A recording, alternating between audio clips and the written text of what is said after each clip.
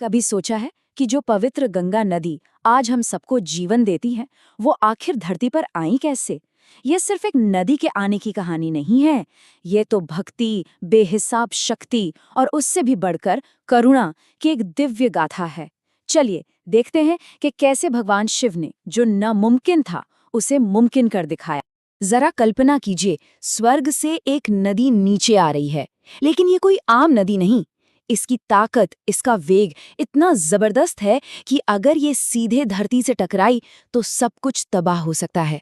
पहाड़ चूर चूर हो जाएंगे, जमीन फट जाएगी, चारों तरफ बस हाहाकार मच जाएगा। अब सवाल ये था कि इस महाविनाश को रोकेगा कौन? तो इस पूरी कहानी की शुरुआत होती है राजा भगीरथ से। उन्होंने अपने पूर्वजों की मुक्ति के लिए हजारों सालों तक इतनी कठोर तपस्या की कि उनकी भक्ति से देवी गंगा खुद प्रसन्न हो गईं। उन्होंने धरती पर आने का वरदान तो दे दिया, पर यहीं से एक बहुत बड़ी मुश्किल खड़ी हो गई। और वो मुश्किल थी गंगा का प्रचंड वेग। मतलब उनकी रफ्तार और ताकत इतनी ज्यादा थी कि वो वरदान एक तरह से श्राप बन सकता था।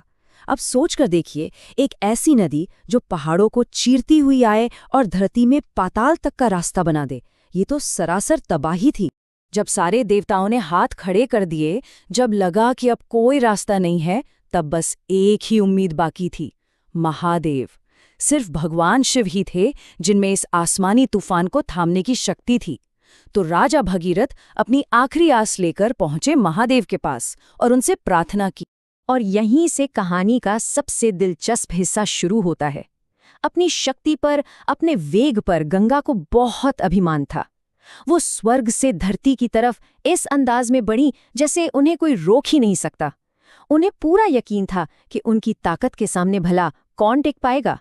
लेकिन नीचे हिमालय की ऊंची चोटी पर भगवान शिव बिल्कुल शांत अपनी समाधि में लीन थे। और जैसे ही गंगा का वो तूफानी वेग उन तक पहुंचा, उन्होंने बस धीरे से अपनी आंखें खोली और अपनी विशाल जटाओं को खोल दिया। वो जटाएं मानो कोई अनंत ब्रह्मांड हो। और फिर वो हुआ जिसकी किसी ने कल्पना तक नहीं की थी। गंगा की वो पूरी की पूरी विशाल धारा शिव की जटाओं में जाकर ऐसे खो गई जैसे कोई एक बूंद समंदर में गुम हो जाती है। कहाँ गया वो वेग, वो शक्ति, वो अभिमान? सब कुछ एक पल में शांत हो गया। कुछ देर बाद जब गंगा का अभिमान शांत हुआ, तब भगवान शिव ने बड़ी करुणा के साथ अपनी जटाओं से गंगा की एक कोमल सी धारा को बाहर आने दिया। अब वो विनाश करने वाली नदी नहीं थी, अब वो जीवन देने वाली नदी बन चुकी थी, धरती को अपने पवित्र जल से सींचने को तैयार। तो इस पूरी दिव्य कथा से सीखने वाली बात क्या है? देखिए, 3 बहुत बड़ी बातें हैं। पहली, कि असली शक्ति चीजों को तोड़ने या बर्बाद करने में नहीं, बल्कि बचाने में होती है।